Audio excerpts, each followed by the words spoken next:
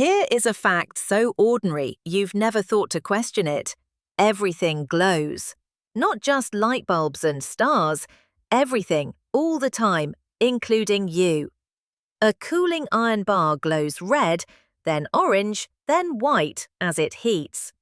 And it turns out that trying to explain the exact colour of that glow, a completely mundane kitchen and forge kind of question, broke physics so badly that fixing it required inventing an entirely new theory of reality. George, the paper is from the very last days of 1800s, December of 1900, by a cautious, conservative German physicist named Max Planck.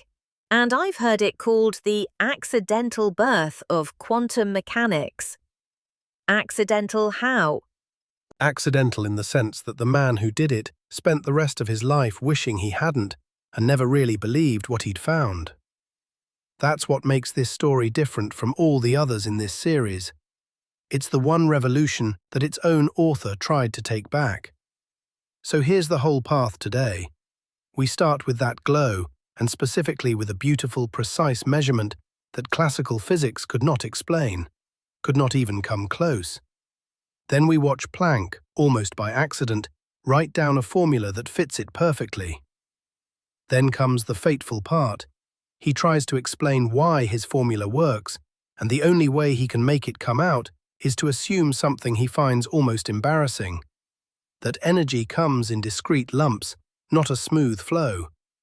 And that one reluctant assumption is the first crack of the quantum age, the thing that everything we've talked about in our quantum episodes ultimately rests on. Everything today comes off that one glowing object. Let's start with the glow, then. What exactly are physicists measuring? They're measuring something called blackbody radiation. And let me unpack that name, because it sounds more forbidding than it is. Take any object and heat it up. It glows. It gives off light. Now here's the remarkable regularity that had been discovered over the 1800s. The exact spread of colors in that glow. How much red, how much yellow, how much blue, how much invisible infrared and ultraviolet, depends almost entirely on one thing, and one thing only: the temperature. Not what the object is made of, not iron versus ceramic versus a lump of coal, just how hot it is. A perfect version of such an object, one that absorbs all light falling on it, is called a blackbody, and its glow is the purest case. So the colour really is a thermometer. That's why we say things are red hot versus white hot. Precisely, and you can read the temperature of a star that way, from thousands of light years off. A red star is cooler, a blue-white star is hotter, and the exact tint tells you the number. Same principle for the heating element on your stove, going from dull red to bright orange. So by the end of the 1800s, experimenters had done something wonderful. They had measured this glow with real precision and plotted it as a curve. On the graph you put the color, really the frequency, or equivalently the wavelength of the light, along the bottom, and how much energy comes out at each color up the side. And you get a very particular hump-shaped curve, rising up from the low-frequency end, peaking at some color that depends on temperature, then falling back down toward the high-frequency end. A specific, smooth, measured shape. And the challenge to the theorists was simple to state. Derive this curve. Explain its shape from the known laws of physics. And the peak, the colour it glows brightest, that moves as it heats. A dull red ember versus a blue-white star. That's the most visible part of the law, and it has its own name. Wien's displacement law, worked out before Planck's full formula. As you raise the temperature, the whole curve grows, but its peak also slides toward higher frequency, toward the blue. Cool object, the peak sits down in the infrared, invisible, and you only catch the low tail as a dull red. Hotter, the peak marches up through red, orange, yellow, into white and beyond. A blue-white star has its peak up in the ultraviolet. Our sun's sits in the visible, which is almost certainly no accident given our eyes evolved under it. so the shifting peak is a precise thermometer. Measure the color where an object glows brightest and you read its temperature, whether it's a kiln or a distant sun. That regularity was known and measured. What nobody could do was explain the shape of the whole curve underneath it. And I'm guessing the known laws of physics did not cooperate. They failed, and they failed in the most spectacular way imaginable. Not a little off, but catastrophically, infinitely wrong. Let me walk you through why, because the failure is the whole reason the quantum had to exist. Classical physics pictured the glowing walls of a cavity as full of tiny oscillators. Think of them as microscopic charges that can jiggle, and jiggling charges radiate light. Each possible frequency of light corresponds to a way the field can vibrate, a mode, like the possible notes on a string. Now, classical physics had a rock-solid rule about how energy gets shared out among all the modes when things settle into equilibrium, a principle called equipartition. It says, at a given temperature, every mode gets, on average, the same equal share of energy. Fair and square, energy spread evenly across all the modes. That sounds reasonable. Everybody gets an equal slice. Where's the disaster? The disaster is in counting the modes. How many modes are there at low frequencies versus high frequencies? It turns out there are very few ways to make a low-frequency, long-wavelength vibration, but more and more ways to make higher-frequency, shorter wavelength ones. The number of available modes keeps growing as you go up in frequency without limit. And now combine that with equipartition. Every mode gets an equal share of energy, and there are endlessly many modes as you climb toward high frequency. So the total energy radiated at high frequencies should grow and never stop. The theory predicts that a warm object should pour out an infinite amount of energy at the ultraviolet end and beyond. Infinite, as in, opening your oven door should blast you with X-rays. That is exactly the absurdity, and it earned a wonderfully dramatic name, the ultraviolet catastrophe. Classical physics predicts that every warm object, the oven, the campfire, your own body, should be a lethal fountain of ultraviolet and X-rays, dumping unlimited energy into the high frequencies. Obviously, that doesn't happen. You can stand next to a fire. The measured curve does the sensible thing. It rises, peaks, and then comes back down at high frequencies, falling to nothing. But classical theory says it should shoot up to infinity.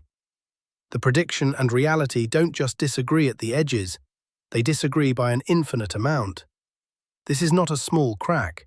This is the floor giving way. Quick practical question. How do you even build a perfect blackbody to measure this curve so precisely? A lump of coal isn't perfect. With a lovely trick. You don't use a solid object at all. You use a hollow one with a tiny hole. Picture a closed oven, a cavity, with just a small opening in one wall. Any light that wanders in through that hole bounces around inside, getting absorbed a little on each bounce, and essentially never finds its way back out. So the hole is a near-perfect absorber.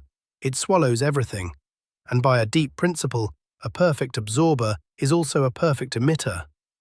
So the glow coming out of that little hole, when you heat the cavity, is the ideal blackbody radiation, free of the quirks of any particular material. That's the normal spectrum in Planck's title, and this got measured with extraordinary precision in Germany at the National Physics Laboratory, partly because the electric lighting industry badly wanted to understand how to make filaments that put out the most visible light for the least heat.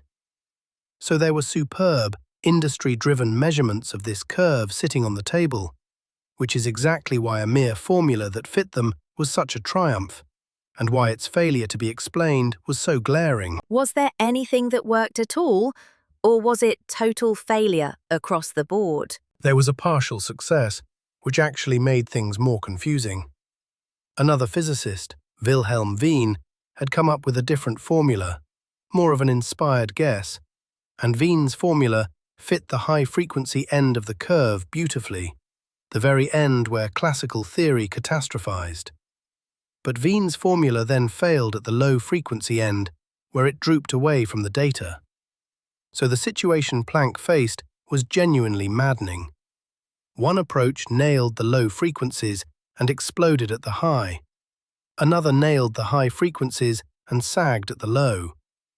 Nobody had a single formula that fit the whole measured curve from end to end. Two half answers that refused to join up. So this is where Planck comes in. And you said the first thing he did was almost a lucky guess. It was closer to inspired curve fitting than to deep theory, and Planck was refreshingly frank about that later. He knew Wien's formula worked at high frequencies. He knew the other behavior at low frequencies, and he essentially asked, is there a single, simple mathematical expression that smoothly bridges these two, that reduces to Wien at the high end and to the correct behavior at the low end? And he found one. He wrote down a formula, now called Planck's law, that interpolated gracefully between the two regimes. And when he compared it to the experimental data across the entire curve, it fit. Not approximately. It fit essentially perfectly, at every frequency, at every temperature. He presented it in October of 1900, and within days experimenters confirmed it matched their measurements exquisitely. So, problem solved? He's got the formula that fits. Why isn't that the end of the story? Because Planck was a serious physicist, and a formula that merely fits is not an explanation. It's a clue. He had a curve that worked, but he had no idea why it worked, no derivation from underlying principles, and this bothered him enormously. So he spent the next 2 months in what he later described as the hardest work of his life, trying to derive his own formula from first principles, to find what assumption about the physics would force that exact curve to come out. And he found it.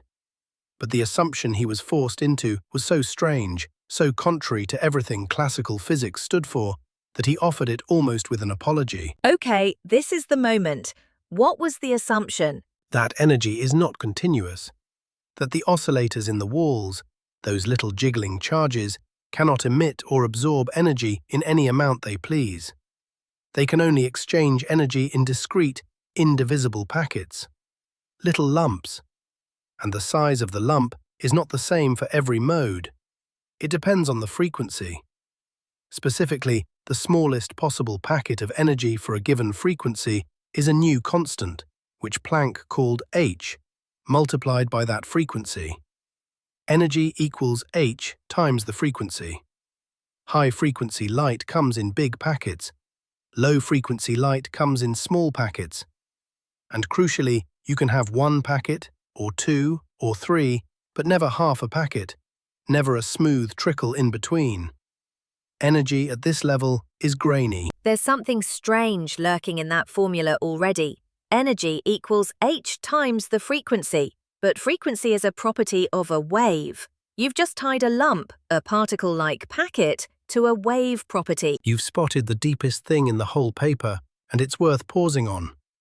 That little equation is the first bridge ever built between two pictures of light that were supposed to be completely separate. Frequency, color, the number of wave crests per second, that is, a wave idea, through and through. Light had been understood as a wave for a century. Energy in a discrete packet, that's a particle idea, a lump you can count. And Planck's relation, energy equals h times the frequency, welds them together. It says the size of the particle-like packet is set by the wave's frequency, with Planck's constant as the glue between the two worlds. That is the seed of wave-particle duality, the idea that light, and later matter, is somehow both wave and particle at once, which we ran straight into in the wave function episode with the double slit. The whole strange two-facedness of the quantum world is already implicit, in miniature, in that one little equation Planck was forced to write. Let me make sure I feel how radical that is. In the classical world, energy is like water. You can pour any amount, a drop, a trickle, whatever. Planck is saying it's like coins. Coins is exactly right, and it's a perfect image. Classically, energy is a fluid you can dole out in any quantity, down to nothing. Planck is forced to say no. For each frequency, there's a smallest coin, of value h times the frequency, and you can only ever pay in whole coins. 1 coin, 2 coins, 10 coins, but never a coin and a half. That indivisible coin is the quantum. The word just means a discrete amount.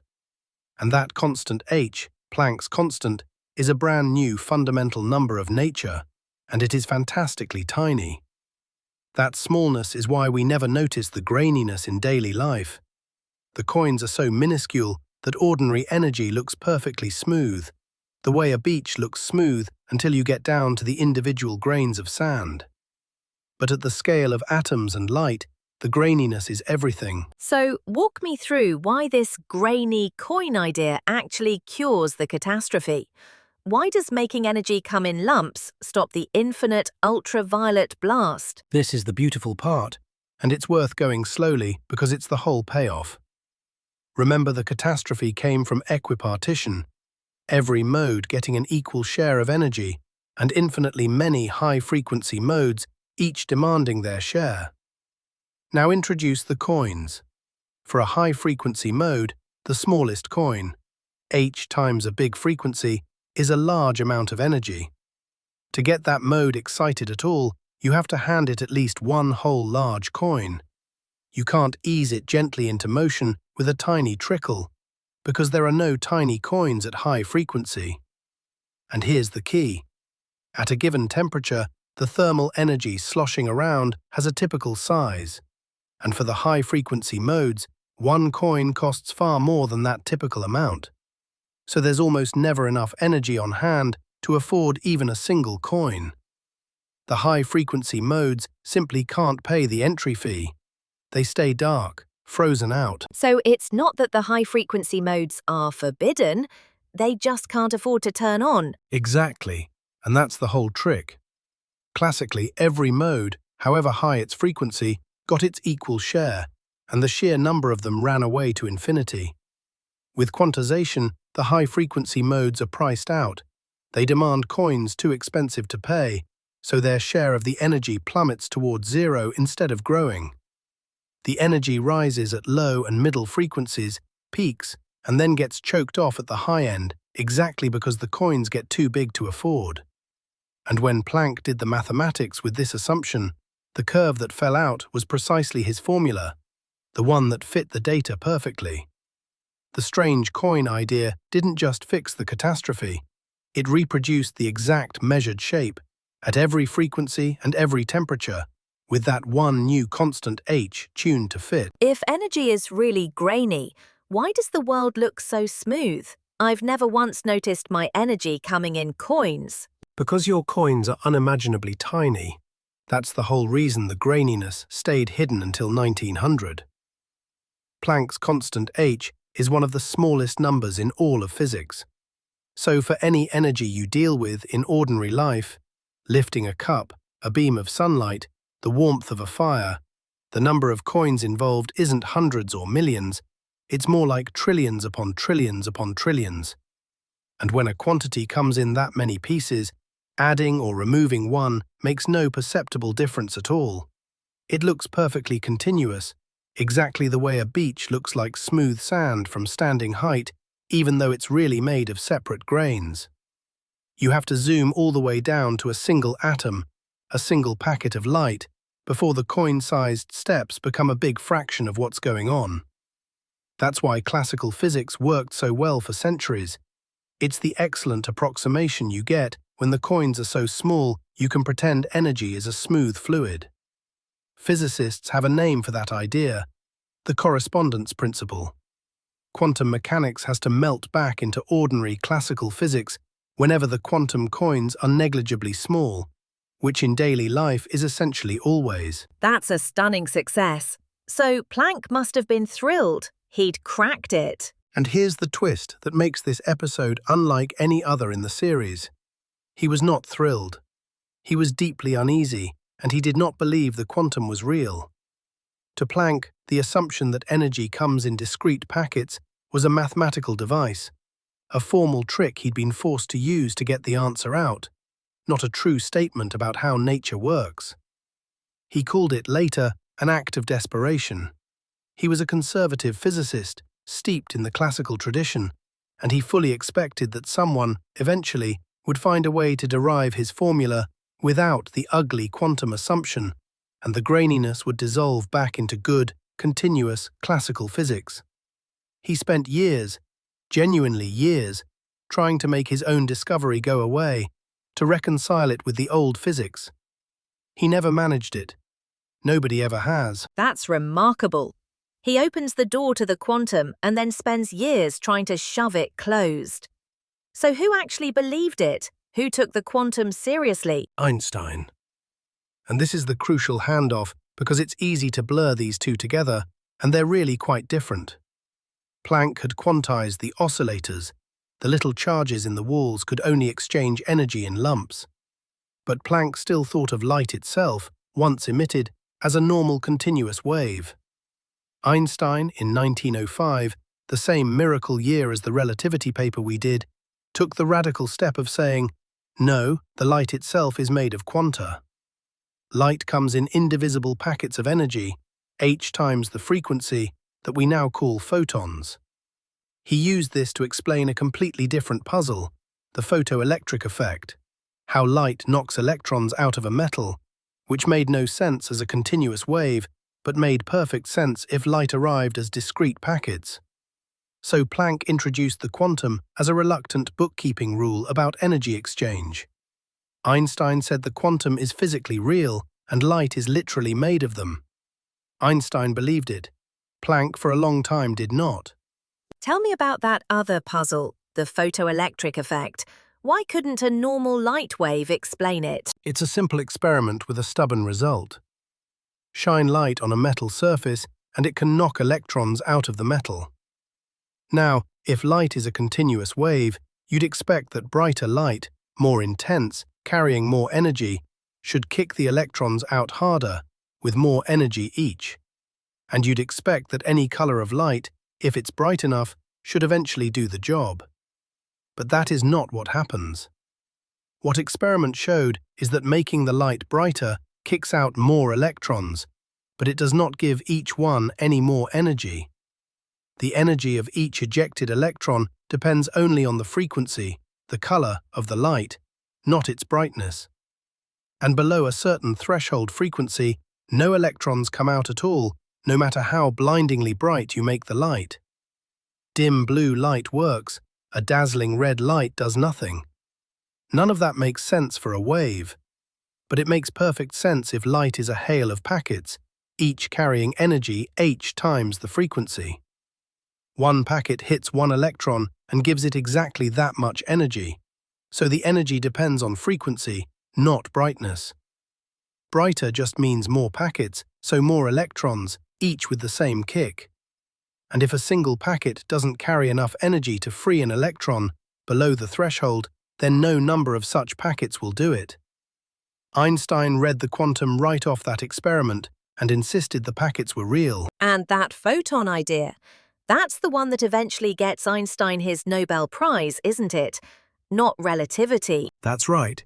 The light quantum, the photon, is what the Nobel citation named years later, which tells you how seismic the quantum turned out to be. And from this seed, the whole 20th century revolution grows. That constant h, Planck's constant, becomes the signature of the entire quantum world. It's in the wave function we did a whole episode on. It's in Heisenberg's uncertainty principle. The fundamental fuzziness of the quantum world is measured in units of h. It's in the spin we explored, in the Bell correlations, in every quantum phenomenon there is. If you see h in an equation, you're looking at quantum mechanics. And h made its very first appearance here, in Planck's reluctant December paper about the color of a glowing object. Was blackbody radiation the only place this quantum idea showed up? Or did it start explaining other things too? It very quickly started cropping up in places that had nothing obviously to do with glowing cavities, which is exactly how you know it's real physics and not a one-off fudge. Here's a lovely example: the heat capacity of solids, how much energy it takes to warm a chunk of material by 1 degree. Classical physics had a tidy rule saying this should be the same constant value for every solid.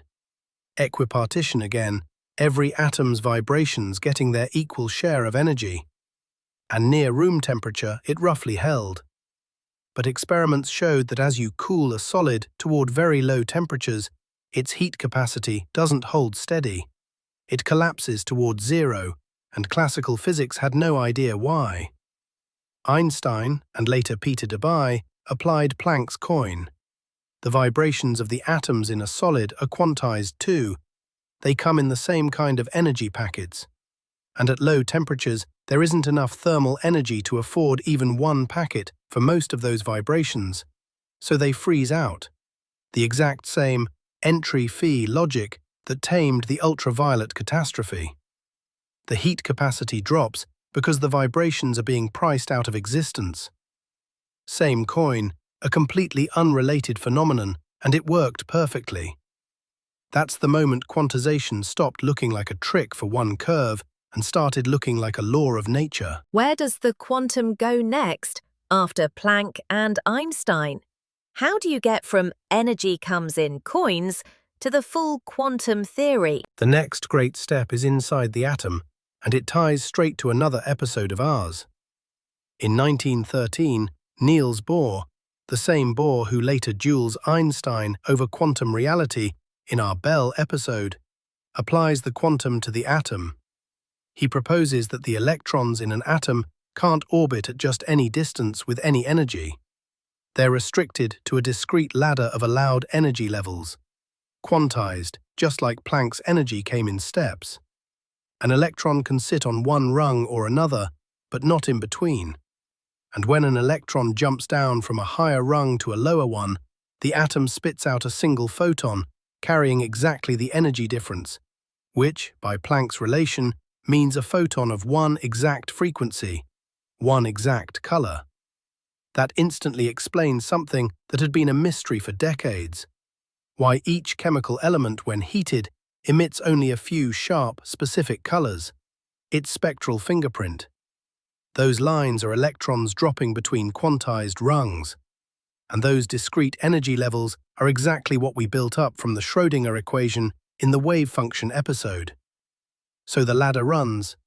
Planck quantizes energy exchange, Einstein quantizes light, Bohr quantizes the atom, and by the mid-1920s, it all crystallizes into the full quantum mechanics. Every rung of that ladder starts from Planck's coin. So how long from Planck's reluctant coin to a real, complete quantum theory? About 25 years, and it was a messy patchwork quarter-century. Historians actually have a name for the stretch from Planck up to the mid-1920s, the old quantum theory. It was a grab bag of quantization rules bolted onto otherwise classical physics. Planck's quantized energy exchange, Einstein's light packets, Bohr's quantized atomic orbits. Each rule worked spectacularly in its own corner, and nobody knew why they should be true. There was no single coherent foundation underneath. It was a theory held together with clever guesses and string. And then, in the mid-1920s, it all came together at once. Heisenberg, Schrödinger, and others built the real self-consistent framework. Quantum mechanics proper, with the wave function at its center, the machinery we actually used in the wave function and spin episodes. So this paper isn't the finished theory, not remotely. It's the first clue in a mystery that took a full generation of physicists to solve, and Planck's coin is the clue that started the hunt. I want to come back to the glow itself, because there's a connection to another episode we did, the expanding universe, Hubble. You hinted the blackbody curve shows up there. It shows up in the most spectacular possible way, and it's one of my favorite facts in physics. Remember from the Hubble episode that the universe began hot and dense and left behind an afterglow, the cosmic microwave background, the radiation filling all of space. Well, that afterglow is a blackbody glow. The entire universe is a glowing object, cooled now to just a few degrees above absolute zero, and when we measured the spectrum of that cosmic glow, it traces out Planck's law. The exact curve from this paper, more perfectly than any blackbody we can make in a laboratory. The whole sky is glowing on Planck's curve. So the formula a cautious German physicist wrote down in 1900 to explain a hot cavity turns out to be the shape of the light left over from the birth of the universe. The same law, from a forge to the cosmos. So Planck's constant takes its place next to the other great constants we've met across this series. It becomes one of the three that matter most, and they map almost perfectly onto episodes we've done. There's c, the speed of light, the hero of the two relativity episodes, the constant that governs space and time.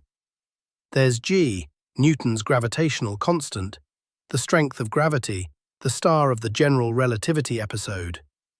And now there's h, Planck's constant, the grain size of the quantum world, born in this paper. Between them, those three constants stake out the deepest structure of physics. C rules the fast, G rules the massive, H rules the tiny. And here's the beautiful, unsettling capstone. If you take all three and combine them in the right way, they hand you a length and a time. The Planck length and the Planck time, almost inconceivably small, the scale at which quantum mechanics and gravity would have to be described by a single theory. That's the exact frontier we ended the general relativity episode on. Quantum gravity, the thing nobody has yet. So Planck's little constant doesn't just open the quantum age, it also helps name the deepest unsolved problem in all of physics. That gives me chills. So let's land it. What's the final word on Planck and his quantum? The final word is that this is the reluctant revolution. Planck didn't set out to overthrow physics. He was trying to tidy up one stubborn curve, and he was as classical a physicist as they came. He found the quantum because the mathematics left him no other choice. He introduced it as a formal trick, and he spent years hoping it would turn out to be unnecessary. It never did. The graininess is real. Energy really does come in coins.